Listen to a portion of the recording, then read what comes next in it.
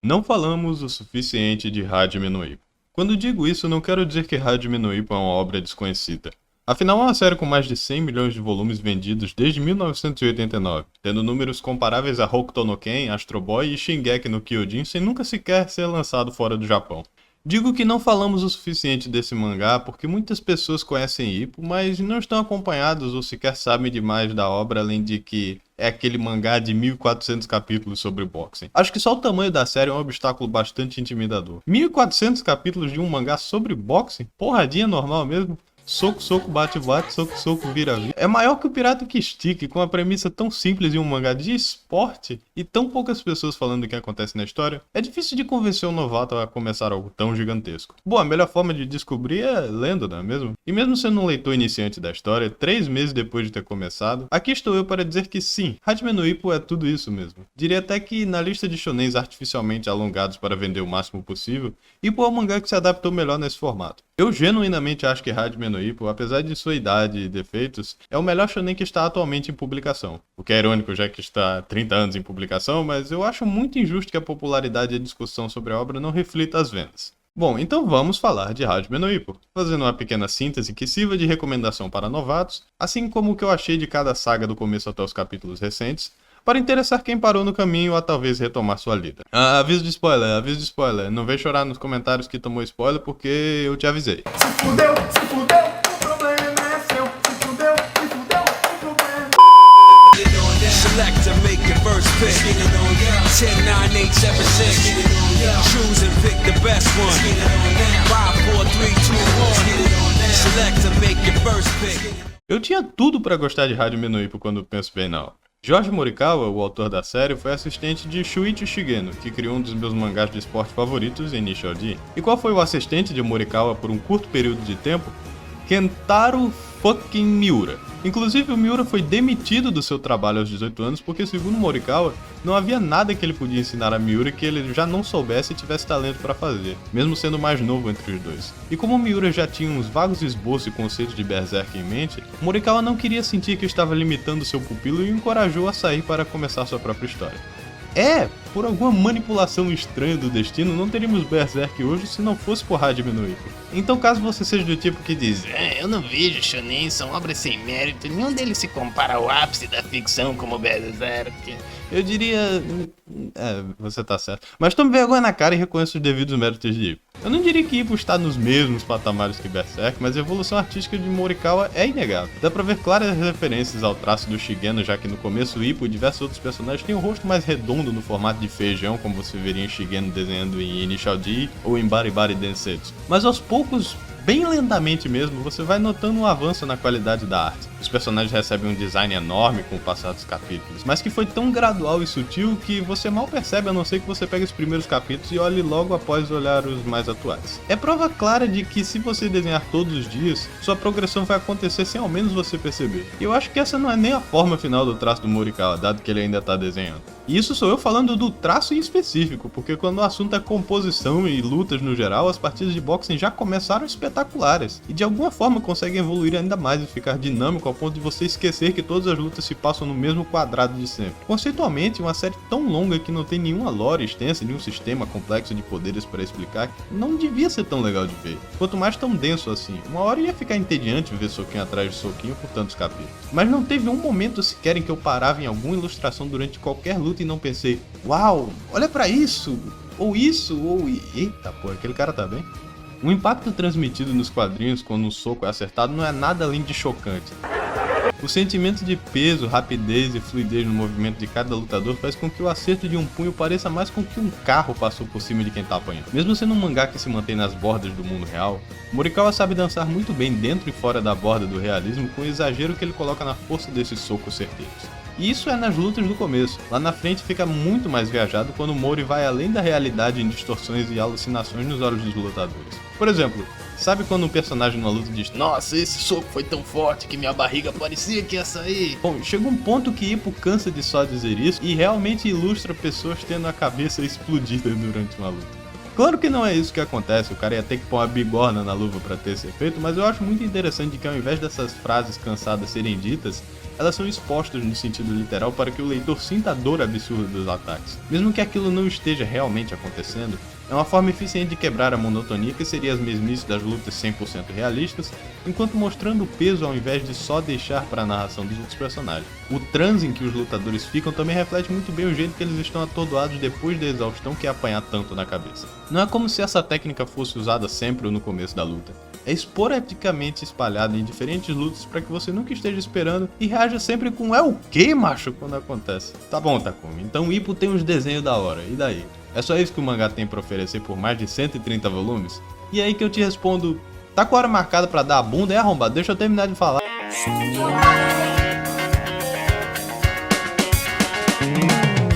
Hajime no Ippo tem um começo bem simples, mas bastante marcante por sua execução tão boa. Sendo vítima de bullying em seu primeiro ano no ensino médio, Ippo, filho de uma família de pescadores e tendo que ajudar sua mãe constantemente nos negócios, vive uma vida sem amigos e é péssimo em socializar na escola por estar tão ocupado, incapaz de se defender de seus atacantes até ser salvo por um estranho que estava caminhando por ali. Esse estranho não era ninguém menos do que Mamoru Takamura, um boxeador local do ginásio Kamogawa. Se recuperando dentro do ginásio e convidado pelo coach Kamogawa a socar um saco com um desenho de quem o estava incomodando, Ippo dá seu primeiro soco e a força de seu punho é notável e audível para todos ali presentes. Takamura então percebe que o físico de Ippo é adequado para o de um boxeador, tendo força natural pelo seu trabalho braçal do dia a dia, e decide dar para Ippo umas fitas do Mike Tyson para ver se ele se animava para praticar o esporte. E realmente dá certo, mas eu preciso de mais que mero entusiasmo para praticar o boxe em si, ainda mais profissionalmente. Então Takamura manda Ippo fazer o seguinte desafio: se ele conseguir pegar 10 folhas enquanto elas caem da árvore durante os seus jabs,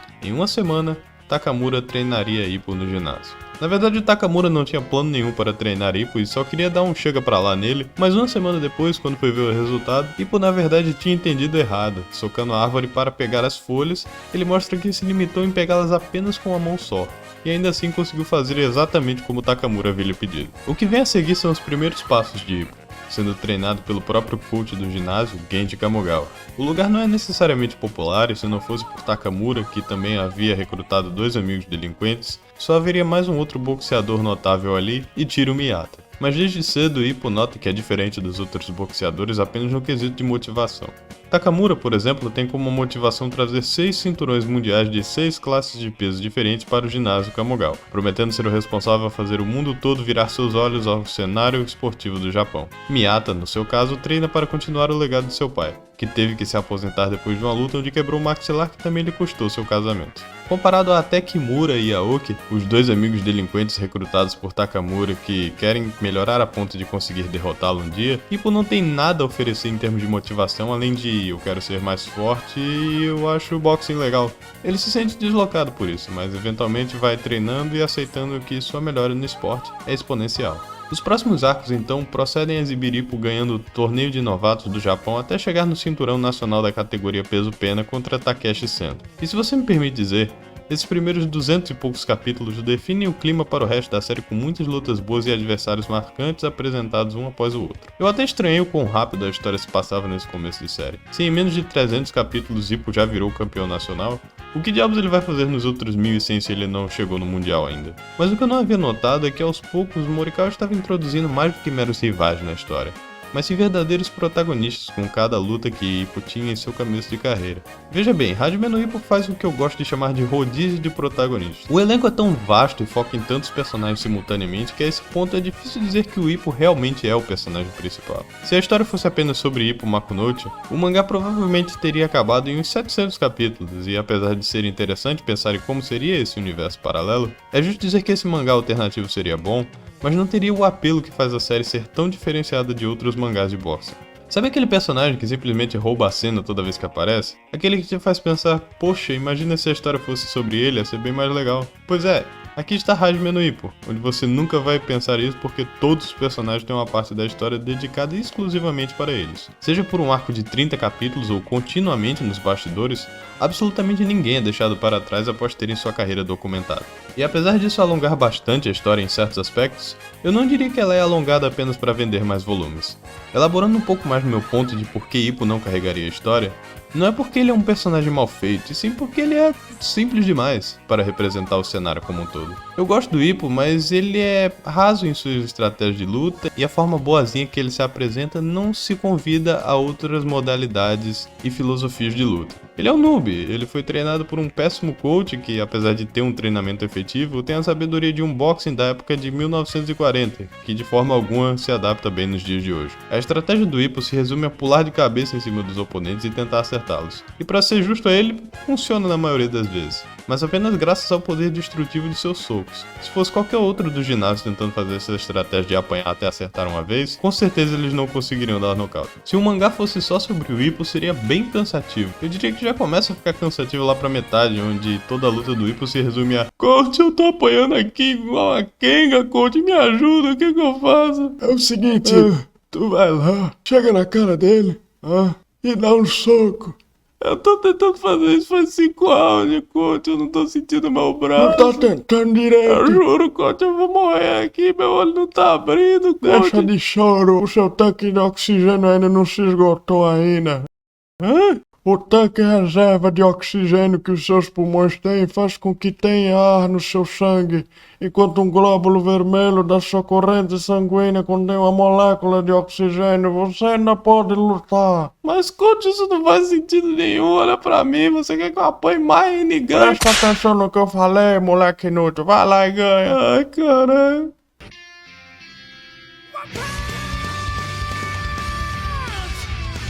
Ainda bem que o mangá não é apenas sobre o Hippo, porque com outros personagens podemos ver modalidades, categorias de peso e filosofias de vida que não veríamos se ficássemos limitados em apenas o Hippo. Por exemplo, Takamura é um cara super escroto. Ele gosta de arrear as calças do Hippo na frente de todo mundo, enfiar dedo no cu dos amigos dele, assediar toda mulher que encontra, e é egocêntrico e inconveniente o suficiente a ponto de todo mundo da plateia vaiar ele após suas vitórias. Mesmo quando ele tem fãs. Ele é o pleno estereótipo do boxeador machão da velha guarda, incluindo esse um babaca que afasta todo mundo porque é coisa de homem. Mas por trás de um misógino infantil que não consegue se dar bem com absolutamente ninguém, há um lutador realmente imbatível que dá tudo de si em seus treinos e combates. Ele é praticamente o Saitama da série dele, não tendo uma derrota sequer em sua carreira. Sua dedicação é tão grande que ele decidiu lutar com uma categoria abaixo de seu peso ideal, passando dias morrendo de fome e treinando apenas para completar seu desafio de obter 6 cinturões. Quando logo no começo da história ele luta contra a ursa selvagem e ganha, é difícil ver ele tendo dificuldade com qualquer oponente humano. E mesmo no fundo sabendo que ele vai ganhar, há sempre algo que lhe faz pensar, mas e se ele perder? Isso porque com cada divisão de peso que ele passa, Takamura se encontra cada vez mais próximo de seu peso ideal sem ter alguém para treinar. Praticamente não existe pesos pesados no Japão, e isso é em parte porque ninguém liga para o cenário japonês de boxe. Muitas pessoas associam as lutas e os grandes mestres do esporte aos pesos pesados, e pela natureza magra e baixinha dos asiáticos, ninguém presta atenção nessas conquistas por não achar interessante um bando de magricela do outro lado do mundo, que é algo que em parte acontece no cenário do mundo real. Quanto mais Takamura sobe, mais isolado ele fica, tanto por encontrar oponentes que agora dão socos bem mais fortes do que está acostumado, como também na vida real com a sua família. Seu irmão considera um vagabundo que segue um sonho idiota apenas para amaciar o seu ego, podendo pegar um emprego de verdade e assumir as responsabilidades de um adulto, e em parte ele tem razão, Takamura realmente é infantil. Mas aí você lembra que ele realmente também tem moral pra ser filho da puta. Sendo do tipo que internaliza seus sentimentos, ele consegue ser bastante misterioso sobre o que realmente pensa de tudo isso. As lutas dele são sempre incríveis de ver e torcer exatamente por essa causa. Você sabe que ele é imbatível, mas até quando? Ainda mais quando alguns dentro da história teorizam que ele tem um ponto cego em seu olho direito causado por repetidas lesões. Algo que até agora não temos certeza se é mera superstição, ou algo que Takamura não quer revelar por poder comprometer suas futuras lutas. Takamura é o meu personagem favorito e o de muitos fãs da série, e por ótimos motivos também. Então é claro que vamos dar uma passada de pano nele por ele ser um filho da puta, porque se ele não for filho da puta, ele não é o Takamura. Mas se você gostar de alguém um pouco mais suave, temos personagens como o Ryo Mashiba, um boxeador conhecido como o ceifador sinistro por ter longos braços e ter um estilo de boxing de Detroit, soltando socos curvados com um braço abaixo da cintura e outro para soltar jabs mais fortes afiados, que mais parecem uma foice. Eu diria que ele é o personagem que mais muda durante a série. Aqui ele até parece normal, mas como ele é um personagem de natureza mais Ed, sua aparência foi mudando até combinar com sua personalidade e ficar mais ou menos assim. É uma mudança um tanto sutil, né? Eu acho que ele ficou tipo uns 5 meses sem dormir pra conseguir essas olheiras de estimação. Mas ele tem um motivo muito bom pra ter essa cara de Ed Lord. Afinal, ele tem a fama de aposentar diversos de seus oponentes após vencer. Depois de perder os pais em um trágico acidente de carro, Mashiba sentiu que não podia confiar em ninguém além de si mesmo para sustentar a si e a sua irmã mais nova Kumi. E apesar de ser infame no mundo do boxing pelos motivos mencionados acima, ele pelo menos considera que fez um bom trabalho com a sua irmã. Por ironia do destino, Kumi é a menina que Ippo tem uma leve queda por. Ela gostaria de se aproximar dele também, mas Mashiba é tão intimidador apenas por existir que acaba afastando qualquer um de chegar nela. É interessante ver se Mashiba vai deixar se levar para a violência quando está prestes a perder, sendo desqualificado por táticas ilegais, ou se ele vai se controlar para jogar limpo. Ou só perder mesmo, também é uma possibilidade. Não é à toa que Kumi tem uma versão tão grande ao boxe. Entre Ippo e Mashiba, é difícil não ver o mangá servindo de inspiração para o que seria Initial D. Mas quais são as grandes inspirações que Morikawa usou para escrever Hajime Joe? É Ashita no Joe.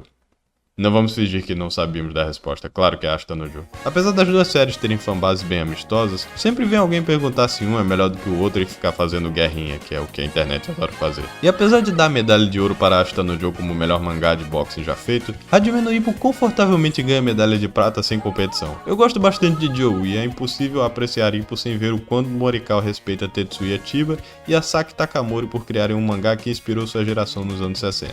E como o plágio é a forma mais alta de bajulação, e é óbvio que esse amor a Joe seria encarnado em um personagem específico, Takeshi Sendo.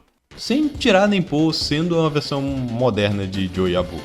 Ele tem a mesma atitude de delinquente maluco, o mesmo penteado, a mesma backstory de não conhecer os pais. Só falta ter um estilo de contra-ataques e fazer o cross-counters, que a homenagem tá feita, mas o especialista de counters já é o Miyata, o as do ginásio que sai um pouco após Ippo entrar e derrotá-lo durante o treino, prometendo que na próxima revanche deles iria ser no ringue, algo que com certeza não vai demorar mais de 1000 capítulos para ver uma conclusão.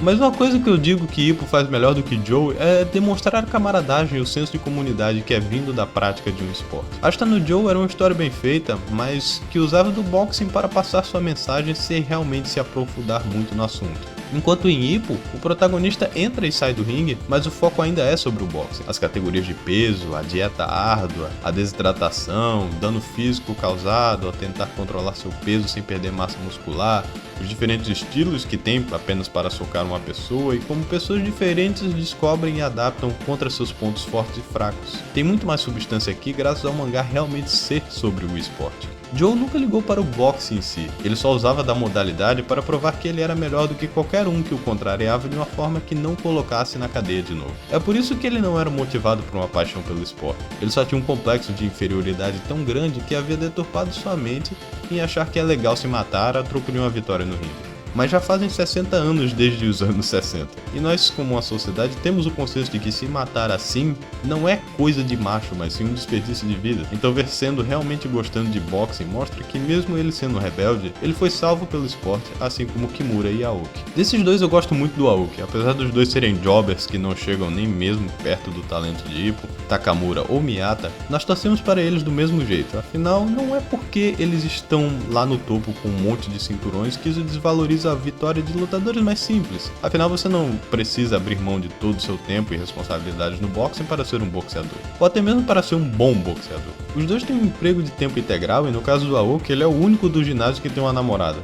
A motivação do cara é literalmente terminar logo a luta dele pra poder chegar em casa e comer buceta, cara. Nenhum dos cabaços do amigo dele pode dizer isso. Pra mim, o Aoki é Shed, desculpa. Tem uma luta, inclusive, muito boa do Aoki contra Katsutaka Imai, que já foi campeão nacional, que teve que largar sua namorada e seu trabalho para ganhar um cinturão. E acho uma falta de respeito imensa ver Kimura achando que vai chegar em algum lugar tentando fazer um malabarismo de todas as suas responsabilidades. Já Kimura acha ele um belo de um palhaço por abrir mão de pessoas e objetivos que ele realmente ama porque não consegue cuidar das duas coisas. Dizendo que se ele falhou nisso é porque ele é incompetente e que depois de derrotar o cara no ringue ele vai voltar pra casa feliz da vida pra comer a mulher dele. O relacionamento desses dois é incrível, sabe? E depois da luta mais engraçada no mangá inteiro, com a Aoki usando a genial técnica de olhar pra plateia pra fazer o oponente virar a cabeça e tomar uma porrada, o Aoki é cheio de tática assim pra ver se ganha as lutas, é ótimo. A partida termina num empate. Pode ser meio broxa, mas é uma forma bastante efetiva de dizer que nenhuma filosofia de vida é melhor que a outra. Não é porque você acha que vai vencer que sua narrativa vai condizer com a realidade. Você pode treinar até quebrar os braços e pensar o que quiser de si e de seu oponente, mas são vários elementos que decidem sua vitória no ringue. Muitos deles estando bem além do seu controle. Alexander Vogue Zangief é responsável por uma das backstories mais tristes do mangá inteiro e passa essa mensagem de forma nada menos do que emocionante. Crescendo em uma família pobre durante os últimos anos da União Soviética, Vogue era o homem da casa desde cedo.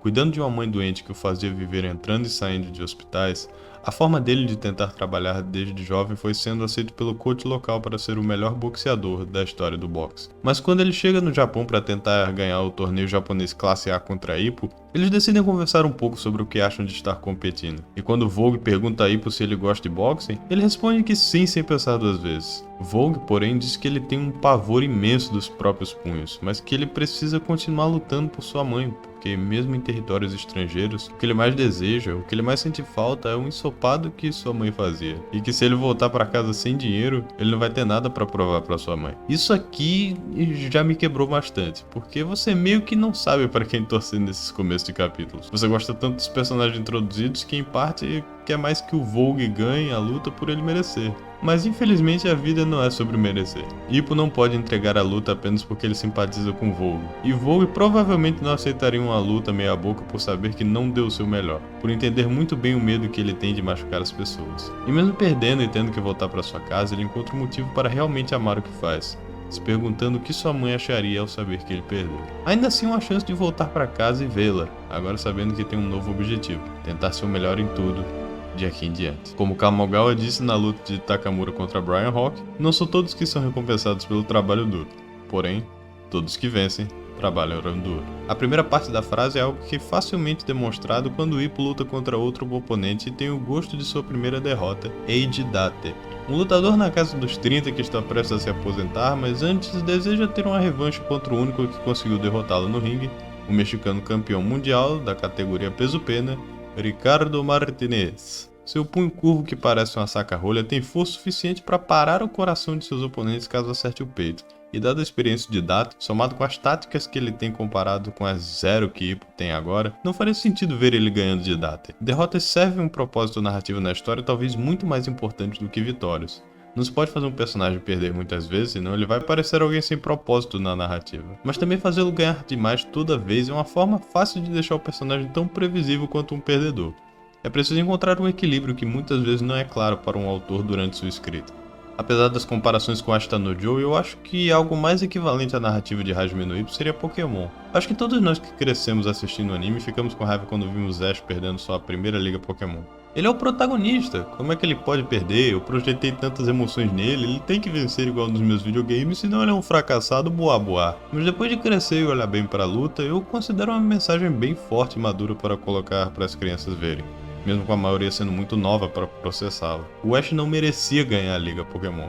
E apesar de ser memeado nos círculos da internet por ser um treinador ruim, a primeira derrota dele foi uma grande lição. Ele não era um mestre, ele tinha um Pokémon que mal obedecia às ordens dele, ele não treinou por nem mais de um ano, e já estava participando em um campeonato nacional que acontecia uma vez ao ano. Ele mereceu perder. Querer não é poder, não importa quantos flashbacks e poderes de amizade sejam cuspidos na sua cara para você ver o protagonista finalmente ganhando o que quer em alguns shonen. Essas amarguras da derrota, em tanto Pokémon quanto Ippo, compartilham da mesma energia. Sabe, eu não sei como os executivos realmente acharam uma boa ideia fazer um reset no progresso do Ash toda vez que eu troco de região, porque vai ter muita continuidade, as crianças não vão lembrar de nada, quando Hajime no Ippo é o perfeito contra-argumento para Pokémon. Aqui está uma série de shonen para crianças, as duas sobre cenários competitivos, uma caralhada de episódios filler, mas um deles é aclamado até hoje pelo uso efetivo da continuidade. Enquanto isso, Ash, temporada após temporada, fracassou até quando decidiram tirar uma forma espiritual do Greninja Requiem do rabo dele, que foi feita exclusivamente para que ele conseguisse ganhar a Liga Pokémon, até o último momento onde os executivos descobriram que os escritores queriam ver esse buceta ganhar, depois de 20 anos perdendo ligas Pokémon. Aí ele mereceu virar meme mesmo, ainda mais naquela temporada merda de Sun e Moon que decidiram inventar uma Liga Pokémon que qualquer um podia ganhar e ele ganhou. Uau, eu ganhei a Liga Pokémon, não é legal? Não precisava nem de incentivo insígnia pra entrar nessa merda, já que não existe insígnia pra pegar nessa região. Foi uma vitória de pena, é tipo ganhar um jogo de bola com seus amigos depois de perder a Copa Mundial. Bela bosta. Pau no seu cu, Pokémon. É por isso que Digimon sempre vai ser melhor. Know your fucking place, trash! Acho que eu me distraí um pouco. Enfim, vendo o Date ganhando é apenas o começo, porque serve para estabelecer a diferença enorme entre o boxing no cenário japonês e o cenário mundial. Porque a mesma emoção que aconteceu com a perda de Hippo agora é feita com Date. Date teve que viajar até o México para lutar contra Ricardo quando sua mulher estava grávida de seu primeiro filho. E não só ele perdeu a partida, mas teve que voltar para casa para descobrir que sua mulher havia perdido o bebê dele, ficando completamente desmotivado não só para o boxing, mas para viver. Até que sua mulher finalmente o motiva a voltar ao ringue, porque ele simplesmente não era o mesmo se ele não recuperasse seu espírito de luta. Voltando então para finalmente tentar tirar o cinturão do mestre mais uma vez. Ele estava lutando com seu filho morto como motivação, trazendo seu segundo filho para assistir a luta com sua esposa na plateia, e ainda com o Hippo e os outros amigos dele para torcer. Mas a realidade veio para bater nele de uma forma incrivelmente forte. Você achava que o Takamura era foda por ter um recorde de mais de 20 vitórias a 0? Que tal de 60 a 0? Pois é, esse é o nível de Ricardo. E por causa disso, Date apanha igual uma puta, praticamente humilhado na frente de todos que ama e se importa, antes de ser nocauteado pelo seu próprio ataque, tendo 3 costelas quebradas junto com seu maxilar, forçando-o a se aposentar após passar a tocha para Hippo, acreditando fielmente nele para eventualmente igualar os níveis nos dois países. Acho que você já entendeu pelo número gigante de focos nos personagens que de repente faz sentido o mangá ser tão longo. E isso é só falando das lutas desses bonecos. Como todos precisam de um tempo para se recuperar de cada luta, o rodízio de protagonista funciona para dividir e mostrar o que cada um tá fazendo enquanto isso. Eu nem falei dos momentos mais relaxados, como quando eles estão treinando, saindo por aí, falando com coaches, dando entrevistas, indo ao médico, encontrando família, são babacas uns com os outros na hora das festas, etc. O que, você acha que o mangá era sério o tempo todo? Nem fudendo que eu leria tudo isso se fosse. Se tivesse uma competição de quantas piadas de pinto, bunda, bosta e mijo consegue caber no mangá, Hippo ganhava disparado da indústria toda. Dá pra fazer bem uns 5 volumes só dessas piadas de quinta série que o mangá tem espalhado durante a publicação, e eu rio toda vez. Quer ver? Me diga, o que é esse começo de capítulo aqui? Bom, essa ilustração aqui parece um fogo, né? Talvez uma chama de uma estrela no céu. Talvez uma analogia ao espírito de algum lutador enfraquecido. Talvez uma fogueira que... legal. Até os personagens de fundo têm foco e backstory dependendo dos capítulos. Sabe o Kamogawa, o treinador do Hippo? Ele parece um idiota ultrapassado sem sabedoria nenhuma do boxe, mas aí você descobre que ele na verdade parou de praticar o boxing porque seu melhor amigo e rival na época foi afetado por síndrome de boxeador indiretamente por sua causa, por ter entrado em um triângulo amoroso entre Kamogawa e uma menina que foi refugiada em sua casa para se proteger dos americanos depois do fim da Segunda Guerra Mundial com a ocupação dos Estados Unidos no Japão, forçando-os a ganhar a vida no cenário clandestino do esporte, o que causou um problema, porque a menina eventualmente começou a desenvolver sentimentos sobre Kamogawa e ele prometeu para ela recuperar a fé dos japoneses no país através do boxe. Infelizmente, Kamogawa não pôde aceitar o amor da Yuki porque sentiu que já tinha estragado o suficiente a vida de seu amigo Ginpachi.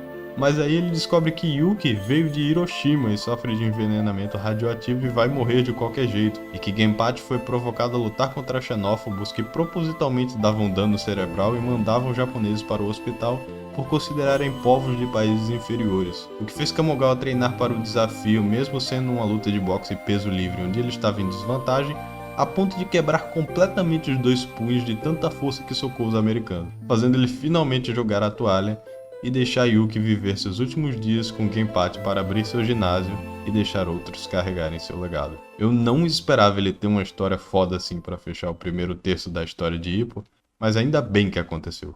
Fantástico, 10 de 10. Que venha mais 1000 capítulos. Agora que eu passei uma boa parte do tempo desse vídeo babando o ovo de Hajime no Ippo, está na hora de dar um soco no ovo dele também para falar um pouco dos quesitos negativos da obra.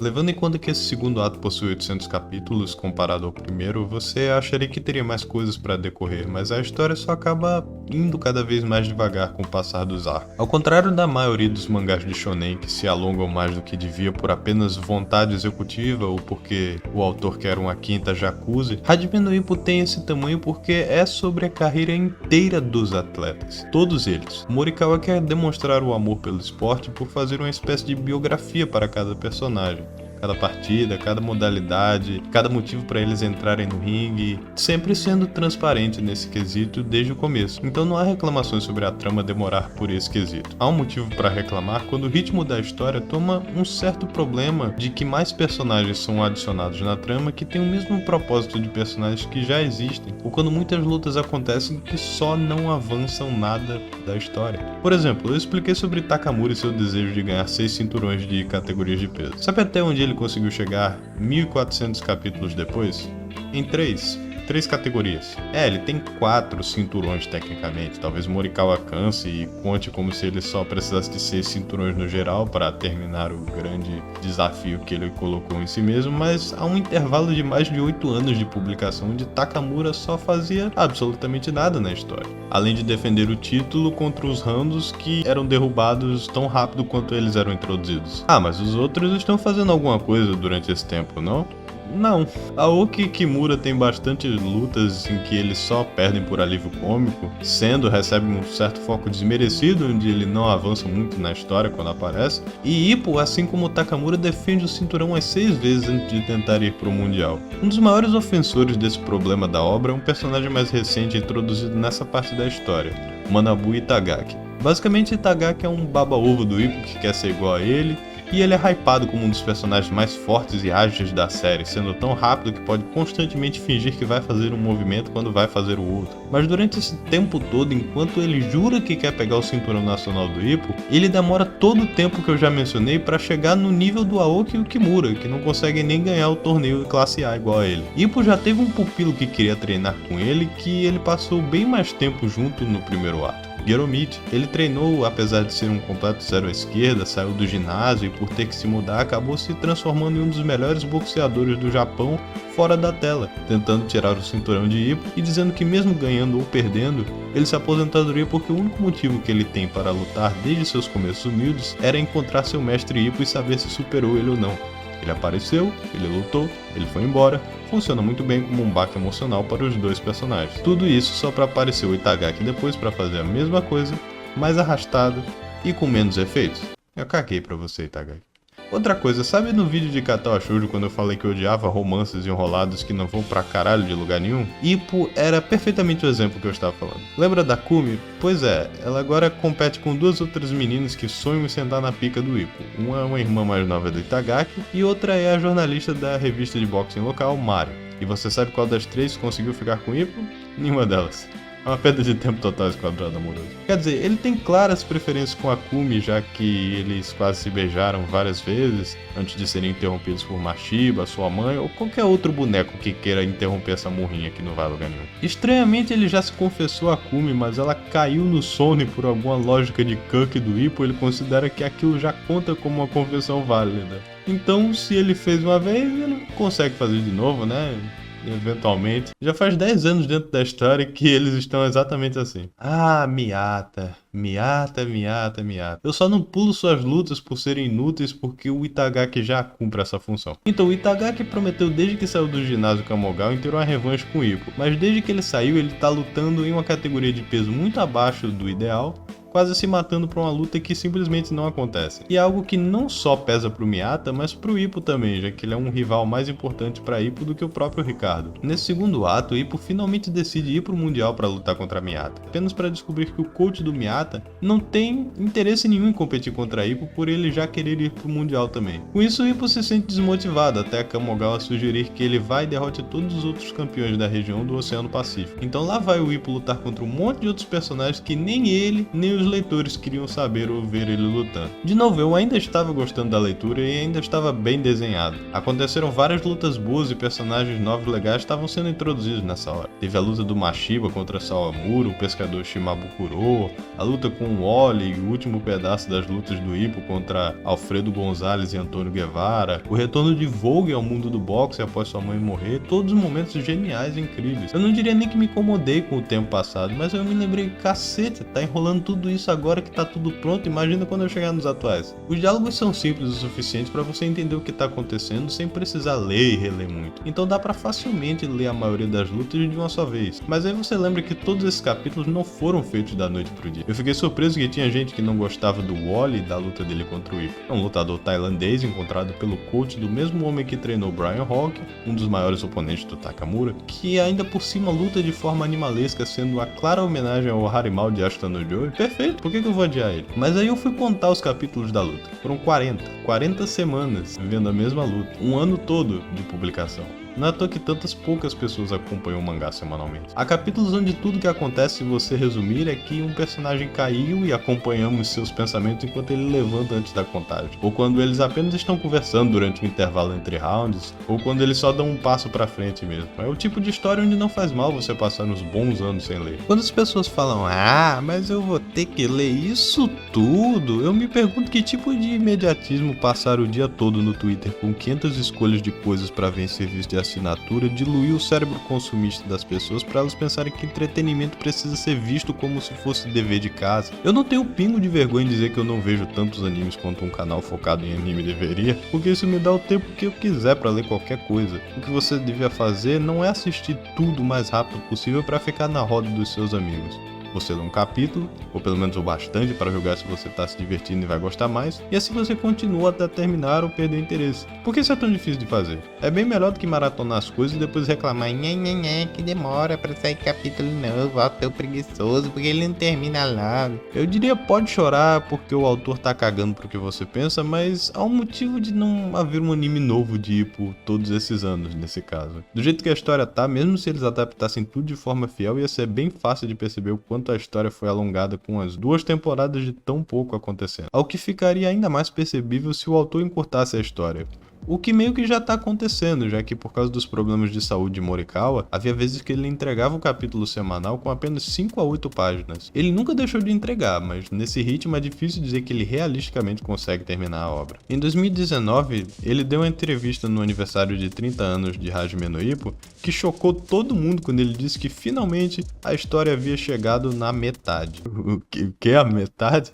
Você tá louco, mano? Tá achando que vai ficar com 100 anos fazendo Ippo sem problema de saúde? A maioria dos leitores meio que enlouqueceu ouvindo aquilo, o que fez ele explicar um pouco melhor as coisas em uma entrevista seguinte, dizendo que não iria demorar mais 30 anos pra terminar a história. Ele estava se referindo aos tópicos da história que ele ainda não alcançou, que facilmente poderiam ser mostrados quando cortasse um pouco da gordura da história.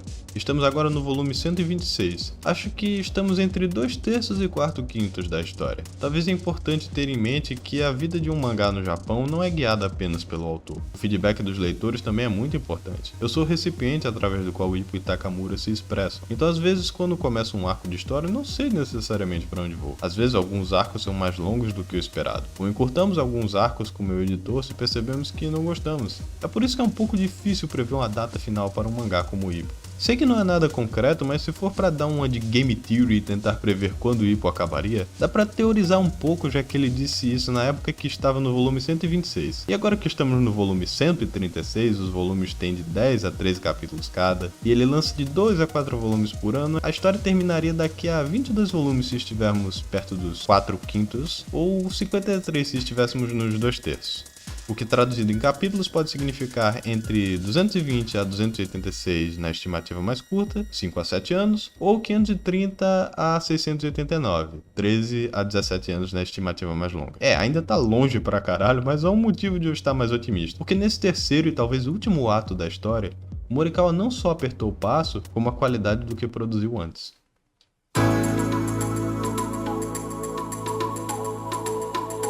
Quando pressionado a aprender técnicas novas por perder contra a Date no primeiro ato da história, Ippo decide aprender a técnica do Dempsey Roll, uma maneira de mover seu tórax em um 8 deitado para manter o oponente no mistério de quando e onde ele irá começar a bater, enquanto usando a força de sua inércia nos seus ganchos. Essa é uma técnica real nomeada pelo seu criador Jack Dempsey. O problema é que é algo que custa muito esforço para fazer direito. Sério, tenta fazer esse movimento aqui por tempo prolongado sem ouvir seus ossos estralarem, eu não consigo. E combinado com a estratégia estratégia primitiva de Ippo de apanhar até não poder mais e torcer de que seus poucos socos sejam decisivos para estraçalhar seu oponente, ele estava tomando dano demais sem conseguir se recuperar. Kamogawa estava com medo de que Ippo estivesse desenvolvendo a doença do boxeador. Não havia muitas provas nos exames, mas ainda assim não há uma forma de calcular dano físico ou mental que está acumulado para o futuro usando a tecnologia moderna. Uma hora Ippo parecia normal, mas na outra ele parecia esquisito, não conseguindo nem desenhar linhas retas. Mas sendo seu melhor boxeador junto com Takamura, Kamogawa não podia deixar Ippo desistir tão perto do Mundial. Então ele tenta fazer a luta contra Alfredo Gonzalez acontecer, alguém segundo ranking na categoria de peso-pena,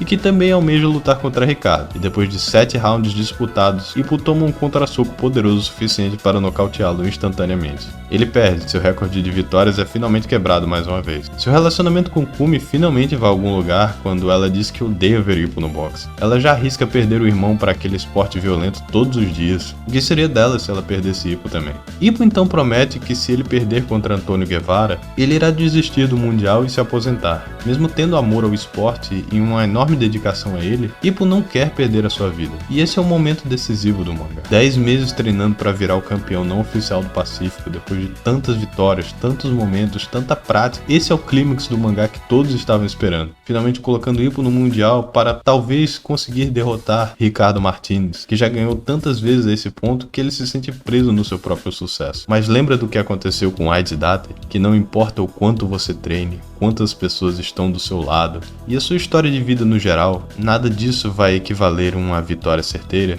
Pois bem, o Morikawa consegue reinterpretar aquela mensagem lá do passado e colocar no protagonista. Na luta, Kamogawa consegue compreender o grande erro que fez com Ippo. Ele realmente é muito simples para lutar contra alguém no Mundial. Kamogawa estava desatualizado completamente do cenário atual do mundo, porque ele havia treinado Ippo como um boxeador dos anos 40 para lutar contra o adversário do ano 2000. Ele perde mais uma vez e, cumprindo sua promessa, ele é forçado a pendurar as luvas. Ele sente a diferença no momento que vai falar com Kamogawa. Ao invés de reclamar do que ele fazia errado como sempre fazia, pela primeira vez ele só responde com comentários positivos. Foi uma boa luta. Forma distante e fora de personagem. Foi ali que ele descobriu. Acabou. Por todos esses anos, Ippo não encontrou a força que ele queria para crescer na vida com o boxe.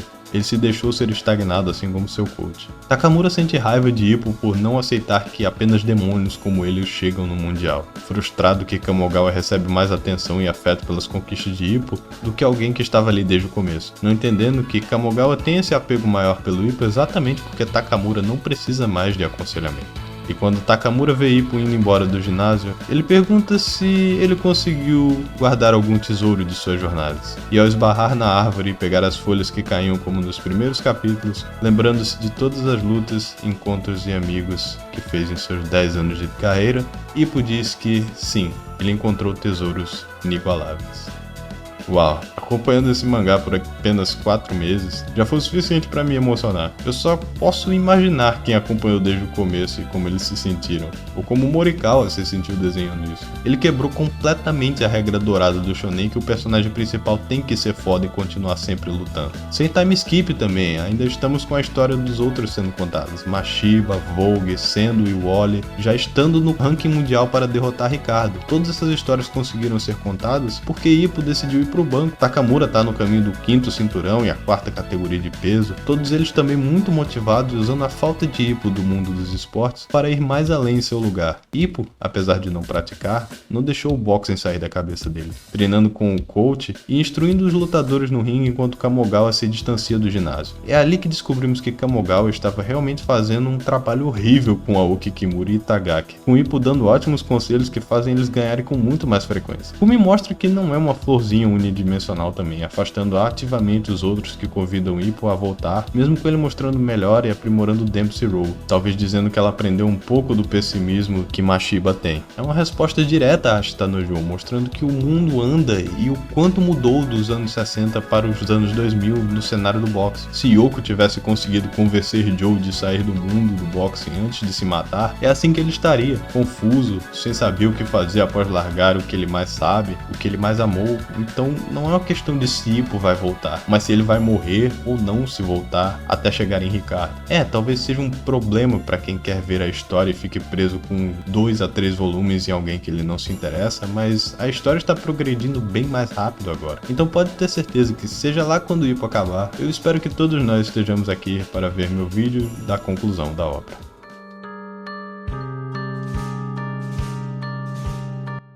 Eu não acho uma coincidência que 1 ano depois de Kentaro Miura morrer, autores como Morikawa, Oda e vários outros mangakas antigos decidirem apertar o passo nas suas histórias, assim como haver um grande renascimento de segundas temporadas de animes aclamados sendo anunciados. Apesar de ser triste pensar que temos que perder um gigante da indústria para a indústria tomar jeito, foi algo que me fez pensar do que seria de Hajime no Ippo se a história fosse largada hoje pela morte do autor. Seria tudo que eu falei até aqui agora irrelevante porque a história ficou inacabada?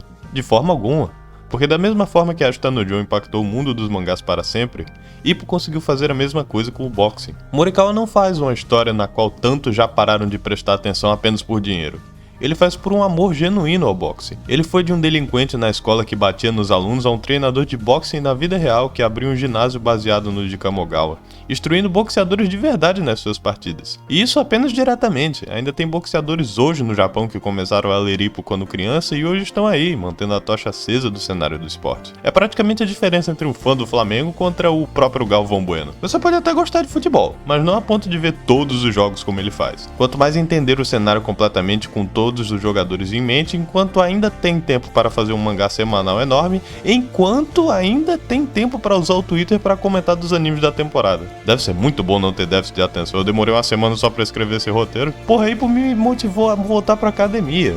Um projeto que eu queria fazer desde adolescente. Daqui a pouco eu começo a ir 4 vezes por semana no lugar de 3. E eu não sou o único caso, tem milhares de pessoas que fazem igual. Esses mangás de esporte são muito bons para te lembrar que você sempre tem um tempo para se melhorar. Porque você pode não ser um Goku, um Naruto ou um Ichigo nunca na sua vida. Mas quem sabe você não pode ser um Aoki, um Sendo ou até um Takamura. O bom de ser um mangá mais voltado pro realismo é isso, não vai ter nenhuma idiotice como Ippo se transformando em El Calvo Negro para derrotar Martinez. E ele também não vai ser idiota a ponto de, não sei, introduzir um continente negro que na verdade constitui a maioria do planeta, onde todo mundo lá é 1000 vezes mais forte do que o mundo estabelecido, potencialmente aumentando o escopo da história por mais de 500 capítulos quando ele já não tem saúde para fazer 10. Ops, eu falei isso em voz alta. E apesar de ser engraçado como a história virou meio que uma recontagem do passado dos anos 90, com o mangá começando em 1989, 30 anos de publicação e eles ainda estão usando fitas VHS porque chegaram nos anos 2000 agora, eu acredito que Ippo está em boas mãos. Em conclusão, eu desisto, tá? Eu admito. Ver tanto anime de esporte finalmente me transformou em boleiro. Tão feliz? Finalmente eu vou torcer pra Copa ao invés de rogar praga pro Bosch Steel perder, então pode apostar que se 2022 for a vez que o Brasil ganha a merda do Hexa desde que eu aprendi a falar, podem vir aqui me agradecer. Muito obrigado por ver o vídeo. Não se esqueça de avaliar, se inscrever, comentar o que achou, ver os outros vídeos e blá blá blá. Um outro aviso pra dar é que finalmente criei um server de Discord. O link do convite vai estar nas descrições dos vídeos a partir de agora, caso você queira falar sobre animes, mangás, músicas e qualquer coisa pra se enturmar e talvez preencher o vazio entre uploads. Vou tentar fazer umas coisas por ali, tipo watch party ou sorteios de vez em quando, pra ver se interajo por ali com certa frequência. Muito obrigado por assistir e até mais.